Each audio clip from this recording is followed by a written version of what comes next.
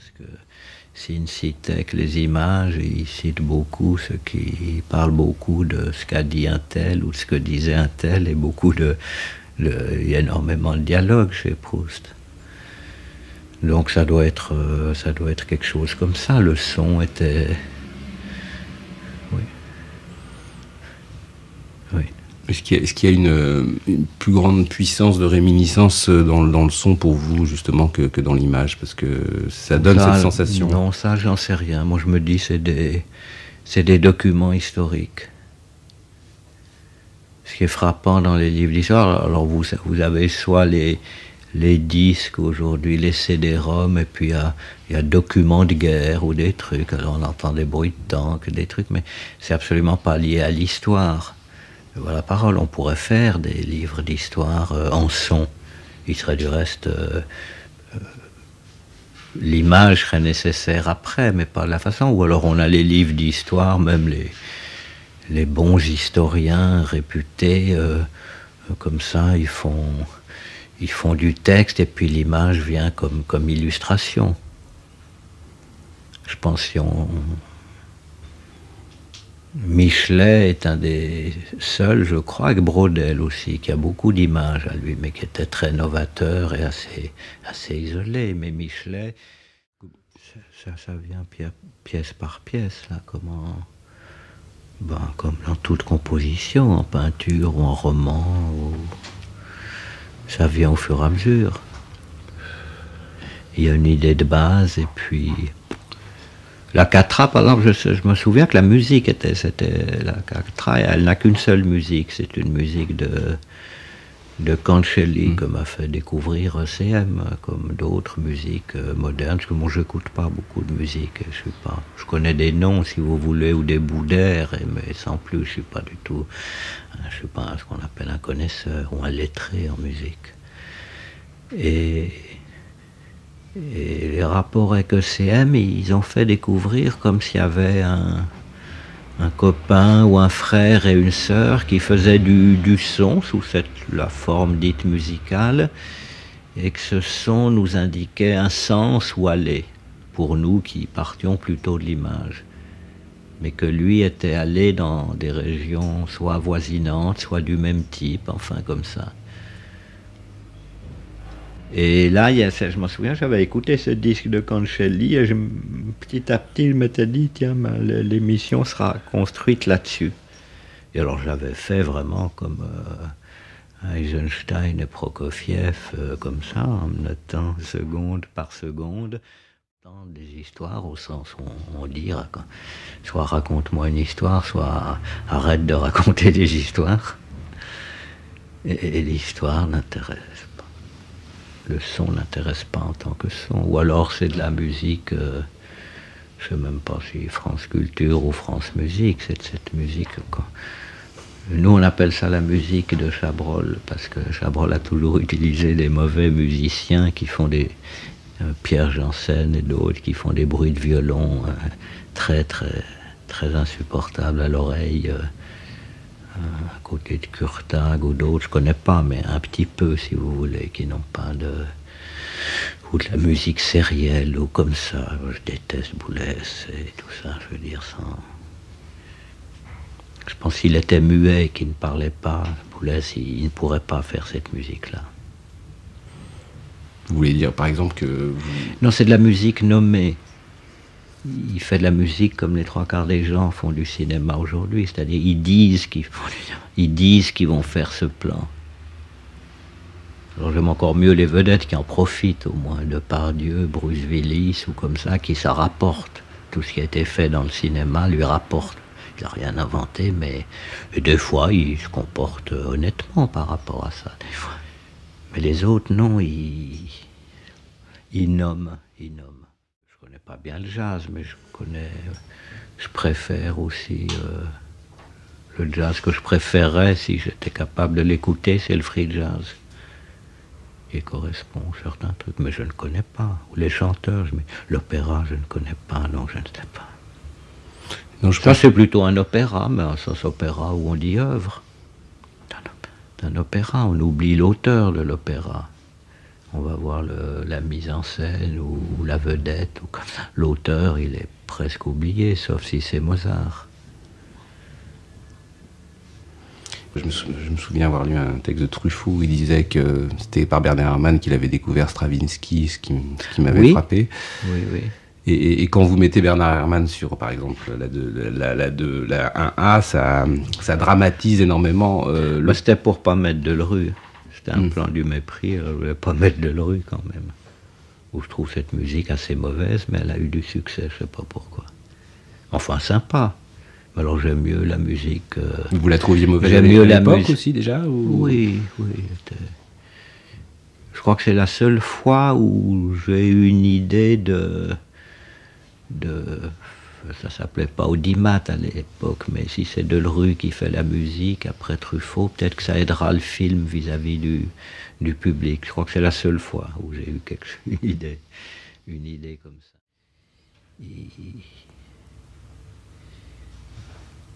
Il tire avantage. La nouvelle vague, à part 2 ou 3, on ne tirait pas avantage. Et il y avait les avantages que Becker ou Crenoir tiraient du cinéma n'est pas les mêmes. N'est pas du tout du même type que les avantages qu'un jeune metteur aujourd'hui tire du cinéma. Je veux dire, sans cinéma, il n'existerait pas. On a quelque chose comme ça que moi je sens très très fort, si vous voulez, dans le professionnalisme ou le non-professionnalisme, ou dans les luttes syndicales qu'il y a eu dans le cinéma. Comme ça, parce que c'est toujours pour moi le grand échec, c'est que j'ai jamais réussi à faire percevoir le cinéma comme un modèle. Comment ça s'appelait autrefois dans les sciences? Ça s'appelait un système expert. Maintenant, c'est dépassé, mais comme un modèle de... Encore, et c'est pour ça que ça existe encore, ou même sous sa forme pervertie de télévision, du fait... comme ça, il y a un certain modèle de comment se passent les choses. Car il est là pour ça. Il est venu à un certain moment donné. Avant, on ne peut pas dire ça là, mais comme le cinéma est très socialisé, donc il faut le mettre historiquement. Mais ceux qui l'écoutent ou qui le voient n'arrivent pas à le voir historiquement. Alors pourtant, je me suis donné du mal pour que ça ne soit vu qu'historiquement, si je puis dire. Mais c'est vrai qu'il y a une telle puissance de fiction que même bressoniser beaucoup, car c'est très bressonien l'histoire du cinéma, même s'il y a des films de Cukor, de Wells ou de trucs, c'est comme ça. Et les CD rendent mieux ce côté-là. Au point que les gens disent, mais quel rapport avec le cinéma? En discuter, voilà. Le sens et le philosophe, c'est de faire parler c'est de faire parler 2 personnes ensemble et de ne rien entendre. Voilà ce que j'aime bien. Donc j'aime bien la stéréo pour ça. Et que s'il y a tout à coup un son qui domine, il domine. Ou on l'entend. On l'entend et voilà. Ce qui se fait en musique. Il y a plusieurs instruments. Là, le son, ça fait 2 instruments. C'est un instrument. C'est tout. Je comprends ce qu'il veut dire, mais c'est un peu dogmatique, disons. C'est un peu dogmatique, mais chacun se sauve comme il peut, si vous voulez. C'est comme si on dit, moi j'ai tout aimé en cinéma. J'ai aimé sauf le Super 16, si vous voulez. Mais puisqu'il y avait le 16, il n'y a pas besoin de Super 16. Mais j'ai aimé le 8. J'ai même acheté à un moment, ça n'a pas duré longtemps. Il y avait une caméra Polaroid qui faisait du Polaroid, mais en film. Oui. Elle développait elle-même. C'était pas très bon, mais c'était... Et tout aimé, toutes les situations, les grands, j'ai aimé le Super. On n'a jamais fait mieux comme image sur un grand écran que le Super Technirama. Ou alors, un film, ça j'aurais bien aimé tourner. Relativement unique en son genre, là, c'est lui qui vous a contacté au départ. Oui, il nous a envoyé quelques disques, et puis on l'a écouté, puis à un moment, moi, je crois que c'était un musicien qui s'appelait Darling, et j'aimais bien, qui est un peu du sous Bernard Herrmann, si on peut dire quelque chose comme ça, mais que j'aimais bien, qui était de la musique de film et d'aujourd'hui, du violon. Mais fait pour lui, bricolé.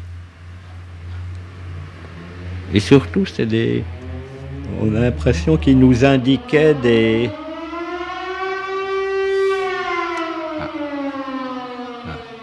C'était... Ah oui, c'est vrai qu'on est le premier mercredi du mois. On peut arrêter. Mais il nous indiquait des gens qu'on pouvait aller là. C'était des voix. C'était une voix autant qu'un son. Une voix peut-être aux deux sens du terme. Notion de droit d'auteur est comme ça complètement.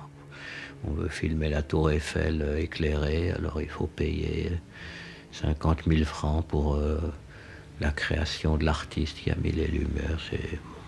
Alors, moi je prends ou je prends pas. Anne-Marie, elle tient à être régulière. Moi je dis, le film, je fais pas mal de films qui ne sont pas sortis, 100 francs et plus. Voilà.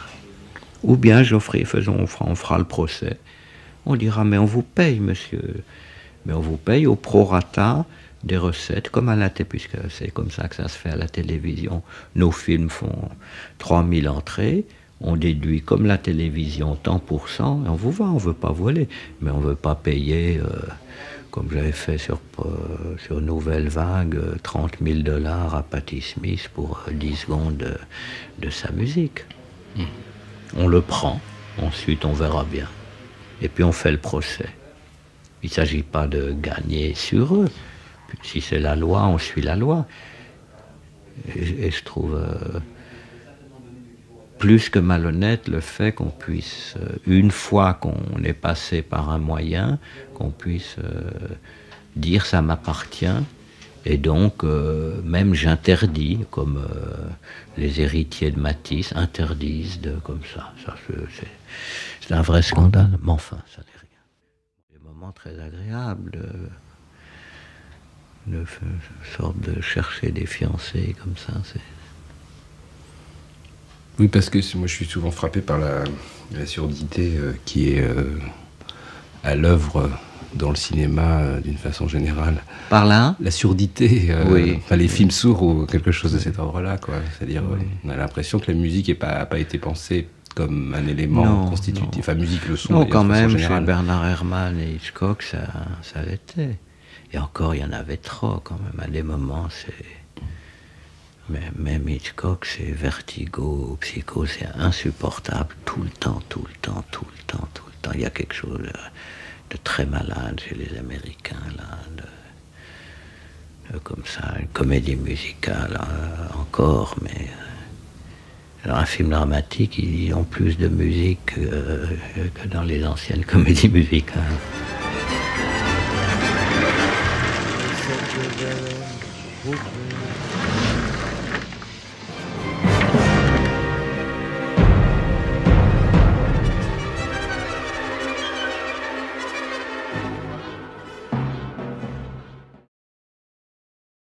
À peu près pareil, le date permet plus d'écart.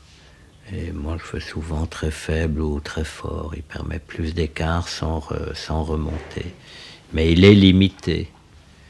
On ne peut pas faire un mauvais son tordu, très fort. il s'arrête.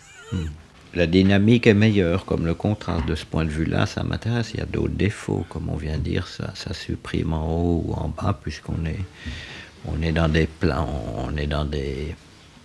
on est sur des rails, mais on peut dire pour une conversation comme celle-là, un simple mini-disque aujourd'hui fait un son d'à peu près la même qualité, à supposer qu'on ait un bon micro aussi.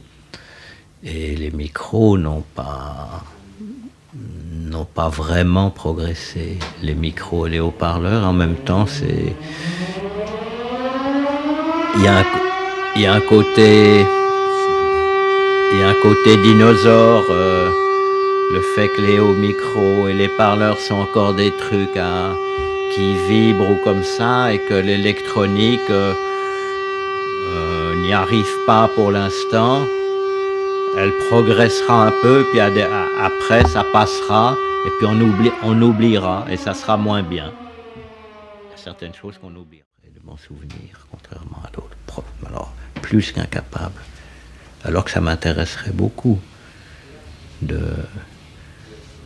pour pouvoir voir justement des choses, plutôt que de me dire. Et il y a une résistance en moi, et je pense que ça vient du fait que je les filme plus, contrairement à d'autres,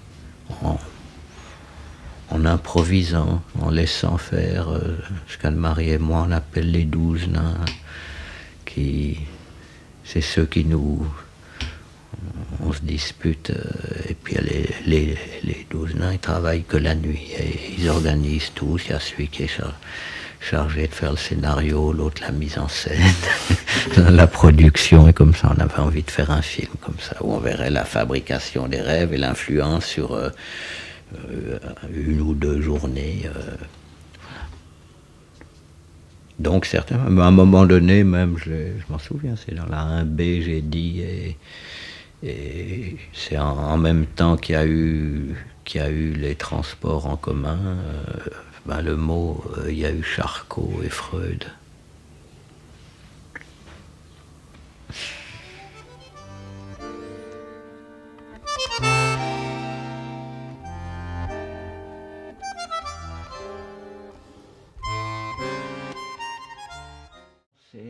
On a un projet de film, on ne sait pas ce que ça doit être, avec Manfred Eicher sur la musique, mais on ne sait pas.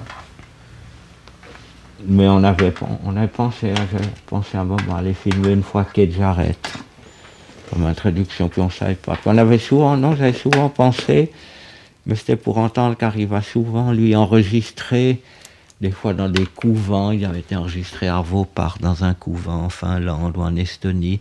Puis nous avait envoyé une carte postale, on a dit oh non, on aimerait bien aller passer une semaine là, car on adore écouter de l'enregistrement. Là on s'ennuie pas du tout. Et que ça reprenne 20, 30, 40 fois. C'est pas de la musique de Chabrol, hein, mais de la... Et voilà, on dirait peut-être, on fera peut-être un petit truc une fois comme ça. Il a un studio à Oslo. Moi, ça fait 5 ans que je lui dis, bon, cet hiver, je viens à Oslo. Donc c'est quand même quelque chose que vous envisageriez de refaire, mais d'une autre manière. Oui, c'est ça. Avec d'autres paramètres. C'était des approches, oui. Il y avait certainement quelque chose, un sentiment. C'était plus en tant que vedette musicale et personnages musicaux d'un type différent que les autres, mais il y avait chaque fois, c'était déjà des doubles histoires. Simplement la musique, puis une autre histoire, et que la musique accompagnait et racontait aussi quelque chose. Par la revue de Jean-Georges Auriol, les cahiers où travaillait déjà Doniol Valcroze, puis j'ai connu à cause de ça l'ancienne revue du cinéma, mais comme objet littéraire, d'études littéraires. Ma mère, de Doniol Valcroze, était une amie d'école de ma mère à moi, et donc il y a eu ça, je sais pas, petit à petit je me suis intéressé au cinéma, mais à l'époque le cinéma dans ma famille était un milieu considéré comme malfamé à cause de l'homosexualité. Et donc c'était un monde interdit, tout ça. Puis après, il y a eu un monde interdit, car c'était une petite corporation très fermée, et trucs comme ça. Donc je me ressens pareil, avec d'autres interdits, d'autres mondes qui interdisent qu'on fasse... vous pouvez toujours essayer de faire signer un chef opérateur un contrat dans lequel il y a spécifié ce qu'on souhaiterait. Pas de manière combinatoire, ce qu'on souhaiterait. Pas possible. Donc il y a tout autre interdit. Donc on ne se sent pas marginal du tout, mais interdit. On n'a pas le droit, on n'a pas le droit d'aller à la cour. Alors, dire juif vu ce qui s'est passé est un